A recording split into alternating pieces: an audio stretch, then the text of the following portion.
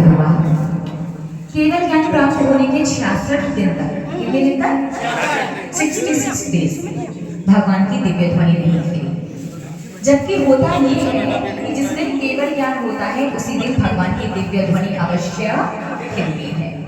सभी लोग आश्चर्य में, इंद्रगण, देवगण, देवियां, साधु, माता जी लोग, श्रावक श्राविका, पशु त्रयंच सब लालायित प्यासे बैठे हैं कि भगवान की वाणी खिले और हम लोगों का कल्याण हो। 66 दिन दिव्य ध्वनि नहीं खिली। सहोदर मित्र ने अवधि ज्ञान लगाया तो पता चला कि संभव क्षण में ऐसा कोई योग्य नहीं है जो भगवान की सारी दिव्य ध्वनि को झेल सके। भगवान के वचन व्यर्थ नहीं जाते। जैसे आप लोग साधु के वचन व्यर्थ कर देना, आधा घंटे सुनते हो, 2 मिनट का विषय भी याद नहीं रहता, कोई बात नहीं, क्योंकि अपनी शक्ति नहीं है। लेकिन भगवान बोलते नहीं है, बोलते हैं तो दिन में 4 बार, और एक बार में 2 घंटे 24 मिनट, और एक बार में पूरी द्वादशांग जिनवाणी। तो पूरी द्वादशांग जिनवाणी को शब्द से शब्द तक पूरा याद करना, ओरल, बहुत बड़ी बात है। योग्यता पात्रता चाहिए। जैसे लोहा हार्ड धातु है, सोना सॉफ्ट धातु है, लेकिन गुण किसमें ज्यादा होती है? सोने में। क्वालिटी किसमें ज्यादा है? सोने में है। इसलिए शेरनी का दूध सॉफ्ट होने के बाद भी स्वर्ण पात्र में तो ठहर जाता है, लेकिन लोहे के बर्तन में, लेकिन लोहे के बर्तन में अगर आप शेरनी का दूध रखेंगे तो उसकी क्वालिटी कम है। लोहा हार्ड जरूर है, लेकिन क्वालिटी कम होने की वजह से लोहे के बर्तन में शेरनी का दूध रखा तो छेद करके बाहर निकल जाएगा। ऐसे ही भगवान की दिव्य ध्वनि पूरी समाविष्ट हो जाए अंदर, मन के अंदर, उस व्यक्ति के अंदर 63 रिद्धियां और गणधर का पद होना अनिवार्य है। किसी के पास योग्यता नहीं है, क्या किया जाए? क्या अंतिम तीर्थंकर की दिव्य ध्वनि खिलेगी ही नहीं? इसके बाद तीर्थंकर होंगे नहीं, कल्याण कैसे होगा? कैसे मां जिनवाणी मिलेगी सभी को? सहोदर मित्र ने विचार किया और गणधर की खोज करने के लिए एक वृद्ध ब्राह्मण का रूप बना करके चल दिया। उस समय 3 वेद पाठी ब्राह्मण कुलीन श्रेष्ठ व्यक्ति इस भूतल पर उपस्थित थे। कौन कौन?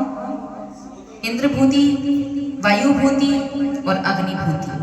ये तीनों भाई थे, वेद पाठी ब्राह्मण कुलीन। सबसे बड़े इंद्रभूति, और तीनों के 500 शिष्य। समझ में तो आ रहे हैं ना? तीनों के 500 शिष्य। अब जो इंद्रभूति थे बड़े, वो कहते महावीर उसे कुछ नहीं आता, ये संस्कृत विद्या, वेद पाठ वगैरह तो हम लोगों का काम है, जैनों का काम तो व्यापार करने का है, वैश्य लोग हैं। वो कोई भगवान नहीं है, कोई विक्रिया रिद्धि विद्धि कुछ नहीं है। वो तो सबको पागल बना करके, मूर्ख बना करके आकाश में ठहरा हूं, आकाश में रहूं, ऐसा बता रहा है। बड़े विरोधी थे इंद्रभूति जो थे। किसके विरोधी? भगवान महावीर स्वामी के। बिल्कुल मानते नहीं थे उन्हें।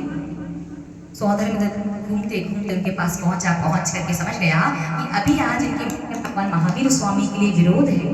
भाई के पास थोड़ा सा इसके पास विरोध है, लेकिन इन्हीं के अंदर भगवान की वाणी को पूरी पचाने की शक्ति और सामर्थ्य है। लेकिन अगर इनसे कहा कि चलो भगवान के पास जाएंगे नहीं, बुद्धि लगाई। उसने कहा कि संसार में आप सबसे महान, सबसे ज्ञानवान हैं, मेरे मन में संस्कृत की शंका है, कृपया करके समाधान कीजिए। उसने कहा हाँ, 500 शिष्य बैठे हैं और शिष्यों के सामने गुरु, अरे मुझे सब आता है, पूछिए। गौतम गणधर के इंद्रभूति के समक्ष दोनों हाथों को जोड़ करके सहोदर पूछता है, त्रयी कार्यम द्रव्य षट्कम नवपद सहितम जीव सटकाय विषया पंचाने चास्तिकाया व्रत समिति गति ज्ञान चारित्र भेदा एतन मोक्ष मूलम द्रवन महिदै प्रोक्त मरहद विनिशय प्रत्यति श्रद्धाति स्पृशति च मतिमान यह समय सुद दृष्टि। अब इंद्रभूति सोच रहा है, 3 काल, 6 द्रव्य, 6 प्रकार के जीव, 9 पदार्थ, आज तक सुने ही नहीं। अब 500 शिष्य देख रहे हैं कि गुरु उत्तर देंगे, क्योंकि पता है सबसे बड़े वेद पाठी, सबसे बड़े संस्कृत के प्रकांड विद्वान। अब गुरु भी सोच रहे हैं, कौन से गुरु? इंद्रभूति जी। अगर उत्तर नहीं दिया तो शिष्य मुझे गुरु नहीं मानेंगे, भाग जाएंगे, दूसरे के पास क्या किया जाए, इज्जत को बचाया जाए। उस वृद्ध ब्राह्मण से कहा, बताओ भाई, ये बहुत अच्छी चीज है, मुझे बहुत अच्छा उत्तर आता है, लेकिन तुम्हें नहीं, तुम्हारे गुरु को दूंगा। और अंधे को क्या चाहिए? दुआ। यही तो चाहते थे कि जैसे तैसे तुम्हें भगवान महावीर के पास ले जाए। उस ब्राह्मण ने कहा ठीक है भैया चलो, मेरे गुरु तो भगवान महावीर हैं जो भी मौन है, इसलिए उनसे उत्तर मिला नहीं तो तुम्हारे पास आया।